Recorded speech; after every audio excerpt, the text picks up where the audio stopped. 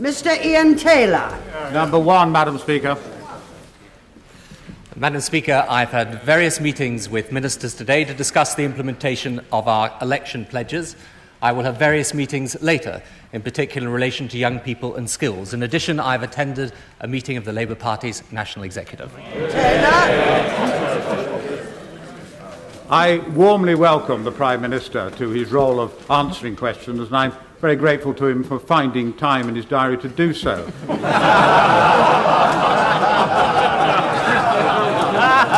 At some point he might consult the House about how these sessions change. I also wish him well in dealing with the massed ranks of his own backbenchers as they lose their political virginity. Can the Prime Minister agree today to compensate pensioners for any damage done to pension funds as a result of the windfall tax and changes in advance corporation tax which he might put forward? Well, Madam Speaker, I first of all have to say to the honourable gentleman, yes, indeed we have a busy day because this government, unlike the last government, is actually governing in the interests of the people of this country. But secondly, in relation to the windfall tax, if I may just say to him, the windfall tax will not harm pensioners at all. What did, however, harm pensioners was the implementation of the last government putting VAT on fuel. Precisely for that reason, we are proposing cutting it. Jean Course. Thank you, Madam Speaker. It's an honour to be called during the first Prime Minister's questions to make a serious attempt to question the Prime Minister in this House. Given that at present only one crime in 50 leads to a conviction, will my right honourable friend recognise the need to have both effective measures to prevent crime as well as a criminal justice system in which the public can have confidence? Will he tell us what measures the government will take to prevent crime? Certainly, Madam Speaker, I will. My honourable friend is absolutely right. Indeed, today the Home Secretary is announcing a series of measures that I hope will have a beneficial effect on cutting crime in this country. He is, of course, announcing, first of all, that in respect of children between the ages of 10 and 13, then we do say they are able to tell the difference between right and wrong, and the law should be changed in that respect. Secondly, we are going to halve the amount of time it takes to get persistent juvenile offenders to court. And thirdly, he has announced a review of the entire youth justice system. Now, much of the behaviour of some of the young tearaways and thugs in our communities make life hell for people. We are committed to taking action, and again, unlike the previous administration, action we will take. Mr. John Swinney. Will the Prime Minister indicate if the government will be arguing for a zonal lifting of the European beef ban? And if that is the case, will he outline a timescale within which we can expect this to be the case?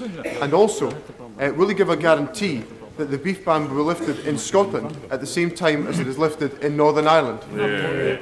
Well, the honourable member will be aware that we are in negotiation now with the European Commission, indeed with our European partners, to try and get the best possible deal on the lifting of the beef ban. And one part of that, of course, is the certified herd scheme. And it is important that we apply that, not merely in relation to Northern Ireland, where there's the traceability scheme in place at the moment, but important also that we see how we can lift the ban in other parts of the UK as well. I do have to say to the honourable members, and I say to other members in this House, we have inherited a quite appalling situation in relation to PSE. Not just the expense, but the way that these negotiations were handled, where it is grace. It will take time to sort it out.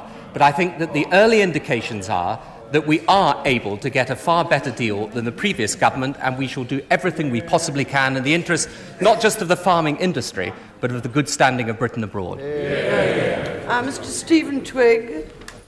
Is the Prime Minister aware of the widespread public concern about the growth of drug abuse in this country, with a five-fold increase in the number of drug offences over the past decade? Can he outline what the government's plans are to deal with the drugs crisis in this country?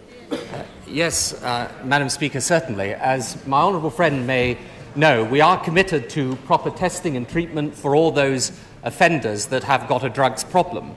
But in addition to that, as we announced before the general election, Madam Speaker, we are going to set up one particular individual, what we call the drug czar, that is going to coordinate all aspects of the fight against drug abuse and the link between drug abuse and crime. It is the fact, Madam Speaker, that in many parts of this country, as much as 50% possibly more than 50% of crimes are linked to drug abuse. It is absolutely essential that we bear down on every single aspect of this problem. And by having one person who is going to be in charge of all aspects of coordinating government policy in relation to this, then responsible to the Home Secretary, we believe that we will give ourselves a far better chance of dealing with this evil in our midst. Mr. Paddy Ashdown. Madam Speaker, may I first of all welcome the Prime Minister's attempt to find a new format for Prime Minister's questions. No doubt it was too bold for some, but if the result of that is that we can reach a format for these questions which is a little less confrontational, a little more rational, I think that would have been worth it. Can I now turn to the government's programme? Is it still the government's intention to spend not a penny more on education in the next 2 years than the Conservative government they defeated? First of all, if I can say to the Right Honourable Gentleman, I'm delighted for his welcome to the change in the format of question time, which I hope will prove in time for the benefit of all parts of the House. Secondly, I would say to him, in relation to education spending, of course there are differences between ourselves and the previous government in relation to education spending. One difference is the phasing out of the assisted places scheme and the reduction in class sizes for all 5-, 6- and 7-year-olds. That is very important. Secondly, of course, the nursery voucher scheme is to be replaced by proper nursery education for our children. Again, right. And, of course, in relation to at least the skills and training part of the education budget, then, of course, the windfall tax will have some impact in helping young people back into work through better skills and training. Mr. Ashdown. Madam Speaker, the Prime Minister knows that we believe the figures that they quote on assisted places and its abolition frankly don't add up. But even if they do, surely it is the case they are not going to deliver next year and may deliver very little in the year following.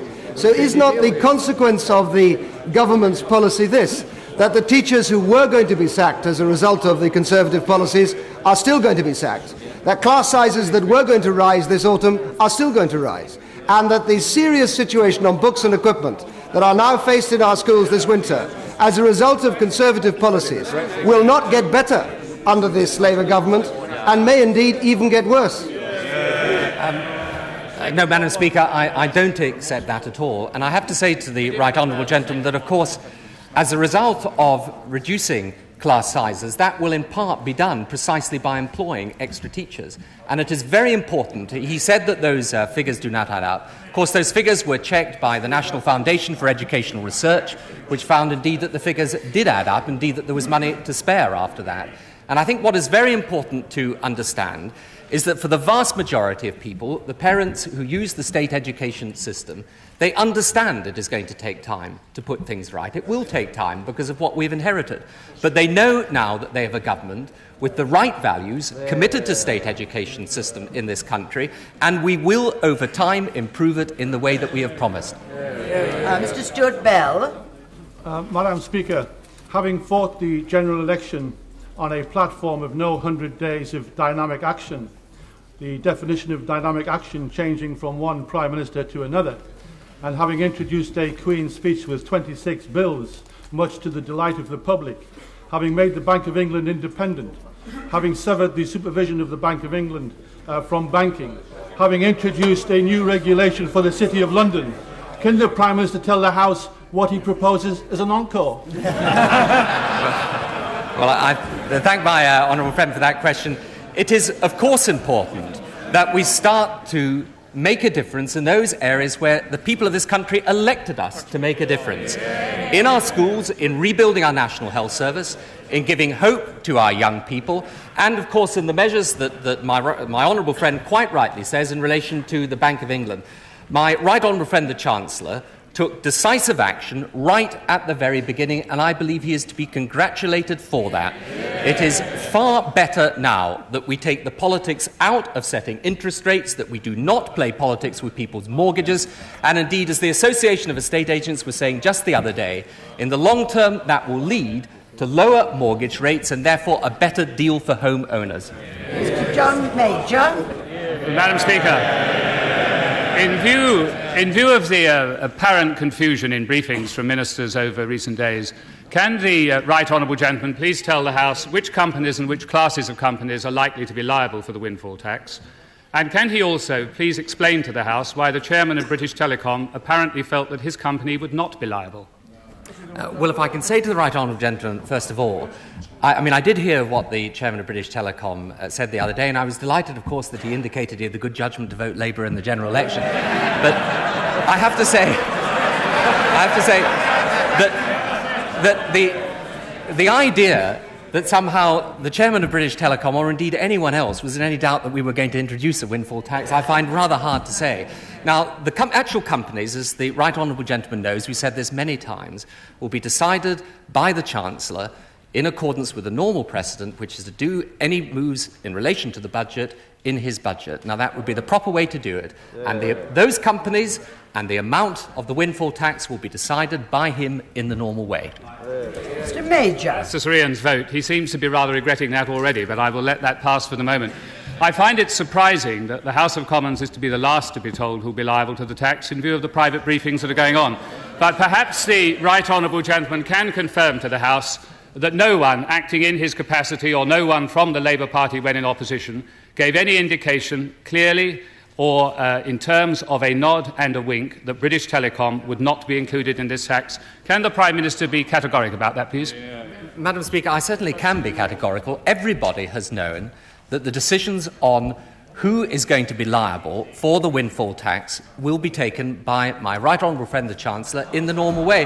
And indeed, I may say, British Telecom and everyone else. And indeed, if I may say so, it is perfectly obvious that that should be the case. It would be wholly wrong prior to the budget if my right honourable friend either were to announce the companies or the amounts of the windfall tax. And I have to say this in addition to him. In following that precedent, we are, of course, following precisely what the last Conservative government did in relation to the windfall tax on banks. Mr. Major. The House will note that the right honourable gentleman replied in the generality but did not reply specifically and provide the House with the categoric assurance that I ask him for. Perhaps he will do so in just a moment. If this tax proceeds with an extra tax on gas, water, electricity and telephones, may I return to the point made by my honourable friend, the member for Esher and Walton? If that were to give rise to an increase in the bills for many people on low incomes in this country, will the right honourable gentleman follow the precedent of the previous government and increase the social security benefits to compensate for that? And if not, will he accept that the populist tax he proposes on fat cats would in fact be a tax that hits most those that have least? No, Madam Speaker. No, I shall resist the temptation to say that was the soundbite, since I know... Since I have a feeling I used to use a few of those myself at one time. Madam Speaker, no, that is not the case at all. In fact, there is a cap, of course, on prices. Indeed, some of the regulators have already said that they would not consider it right for the windfall tax to lead to any increase in prices. I may also say this to the right honourable gentleman. The reason for introducing the windfall tax is clear. There is no doubt at all that excess profits, vast excess profits, were made. There is no doubt of that.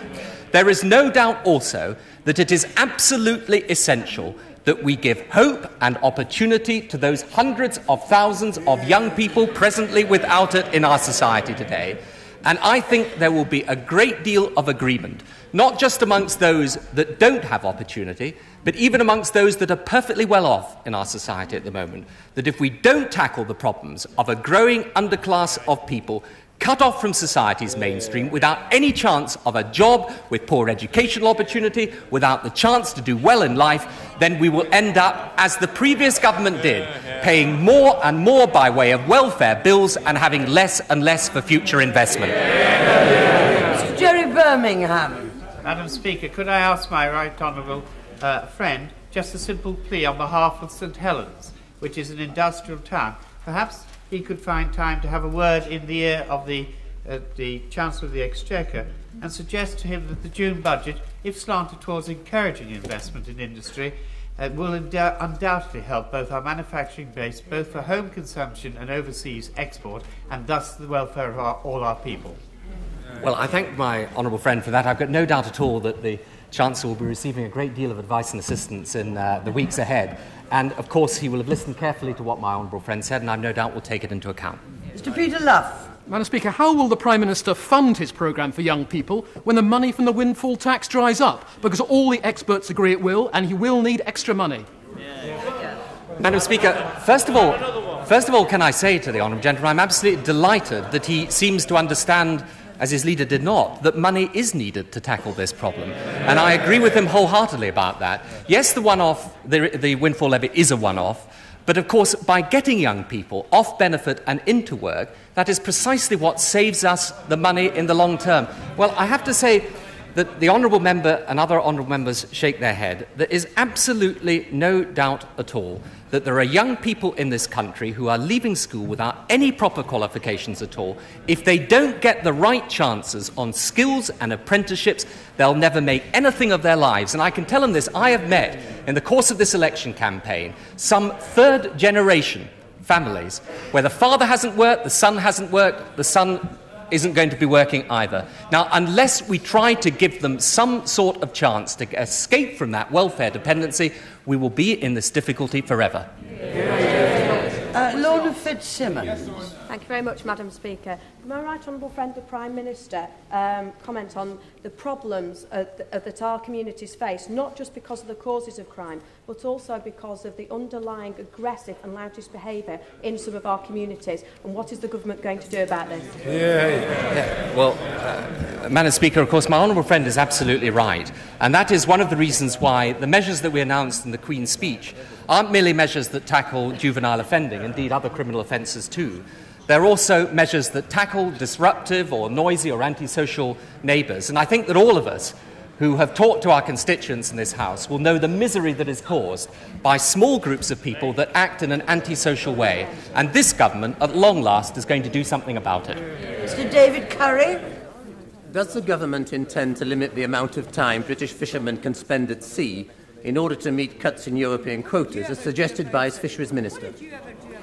No, Madam Speaker, actually what we have tried to secure, if I may say so, and we're trying to secure it against a background, as I say, where the negotiations have not been well handled by the previous administration. We will try and secure the very best deal for our fishermen on quota hopping and on other issues so that we can put in place a long-term framework that actually guarantees their future and offers some stability. Eric Ilsley. Is my right honourable friend aware that there are an estimated 120 million anti-personnel landmines planted around the world? Landmines which kill or maim someone every 20 minutes, in many cases young children, innocent children. When does my right honourable friend expect to be able to act to fulfil Labour's commitment to ban these evil weapons for good?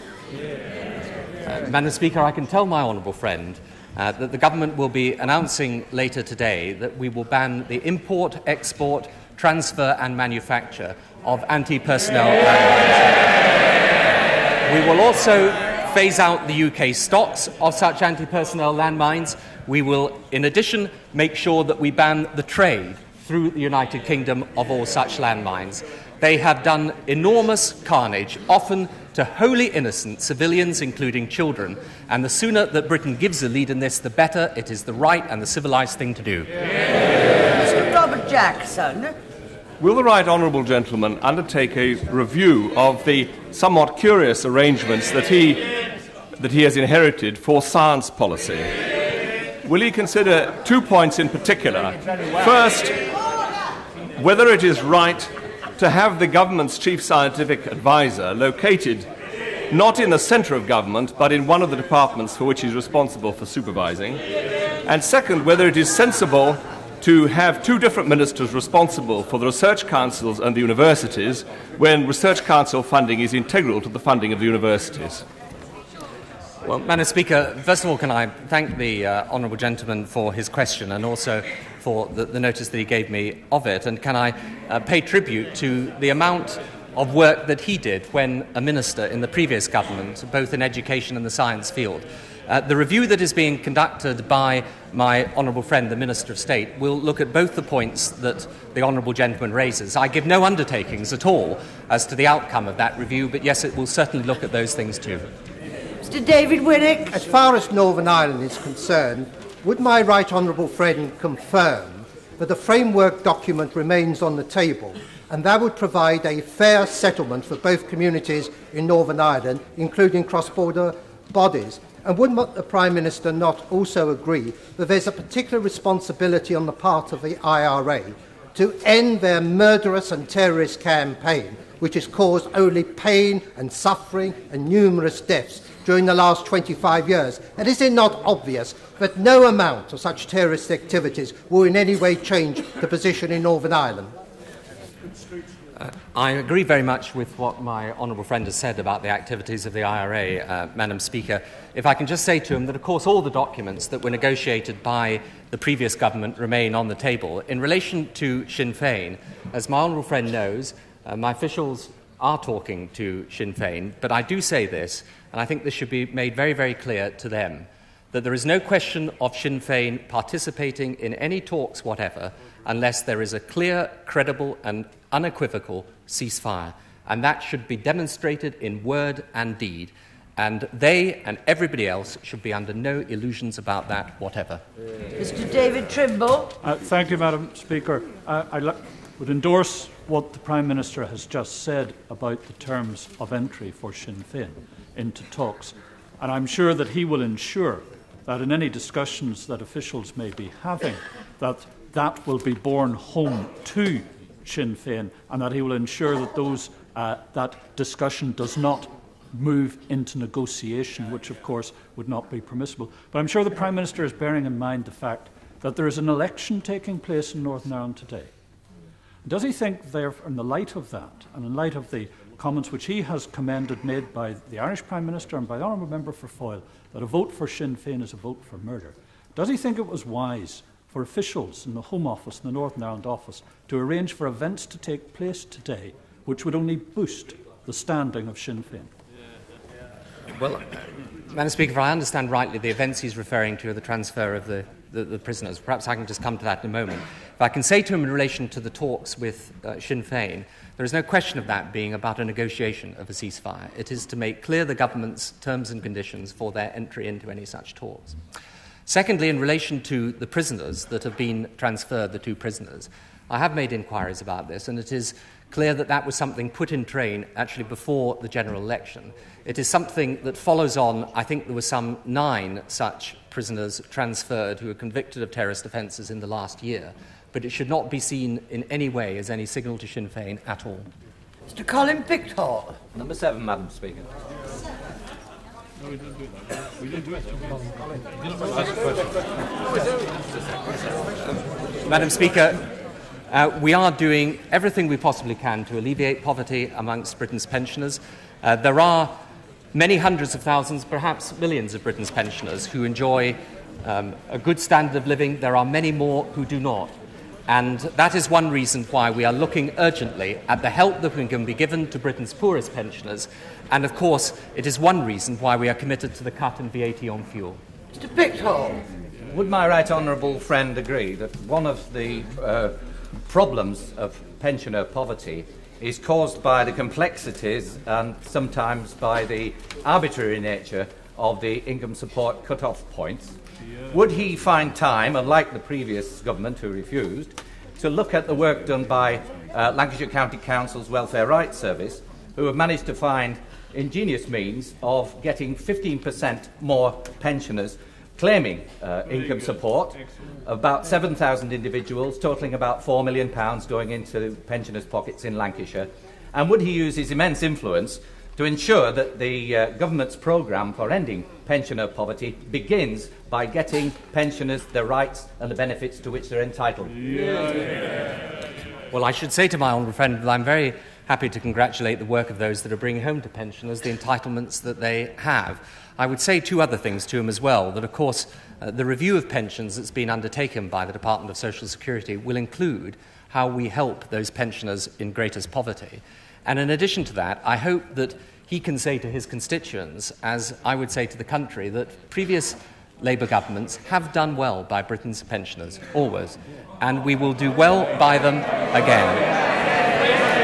And, well, we've done well. We have done very well, as indeed they know, and though no doubt there will be different ways of doing well for a different age, we shall continue to do our best by Britain's pensioners.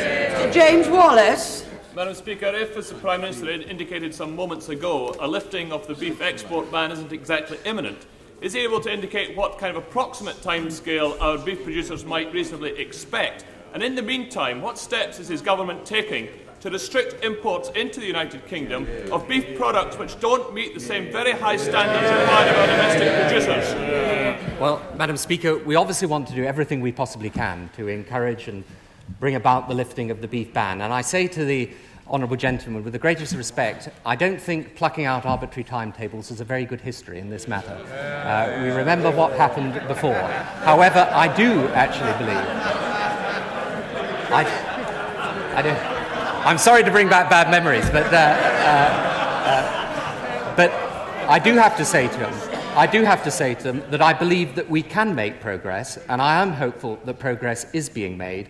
And I think the very fact that we have a government that is arguing the case sensibly and constructively gives us a far better chance than the previous administration. Mr. Gordon Prentice. Yes. Does the Prime Minister appreciate the feelings of indignation and outrage amongst bus passengers in North East Lancashire who've been left high and dry by Stagecoach? And that even as I speak, bus fares are going up, services are being cut, drivers are leaving in droves, and the situation is in crisis. And is it not a shaming indictment of the policies of the previous government that we've been left with this situation where private monopolies have driven out the public interest? Well, in the interest of non-confrontational exchanges across this dispatch box, shaming indictment, well, we will leave that to others to judge. But I have to say to them, the one thing that I think is quite clear is that there are severe problems with the regulatory system that exists at the moment. That is why the Deputy Prime Minister, in addition to his rainmaking duties, is also undertaking a review of bus regulation. And we are well aware of the need to make sure, particularly for people in rural communities, that they get the bus services that they need. Mr. James Gray. Will the Prime Minister find time to visit those employers in my constituency of North Wiltshire who tell me that they will lay off workers the morning after he brings in the minimum wage?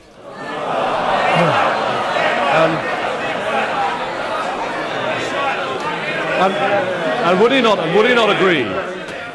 Would he not agree that the tragically high level of youth unemployment in the continent of Europe is not least because of the job-destroying minimum wage in Europe? Well, I have to say to the honourable gentleman, first of all, that the United States, for example, has a minimum wage and has a lower unemployment rate than here.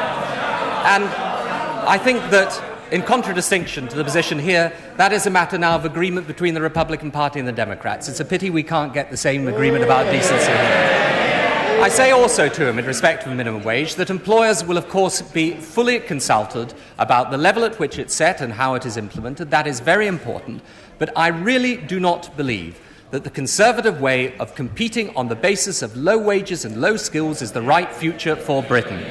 The way that we will compete in the future is by investing in our people and by employers recognising that if you treat people fairly, you get the best out of them. And if that is one change that an incoming Labour government can bring about, we will have done a service to the whole country. Maria Fife. Thank you, Madam Speaker. Has my right honourable friend noticed that in this first session of Prime Minister's questions, we have already got through more questions than we would have done in 2 quarter-hour sessions. It has been a more civilised and informative event than ever before, and we look forward to this in the future. And on the question of the national minimum wage, many of us take great pride in the fact that the Labour Party stuck through thick and thin to this policy and intends to implement it as early as possible. Madam Speaker, I thank my honourable friend for those comments, and I hope that people will understand that it is a better way of organising Prime Minister's questions. Of course, it is the case that the Select Committee on Procedure that my right honourable friend is establishing will look at ways that this can be improved in the light of the experience that we have. And on the minimum wage, I would simply, again, not to repeat what I've just said now, there are some 800,000 people in this country paid £2.50 an hour or less.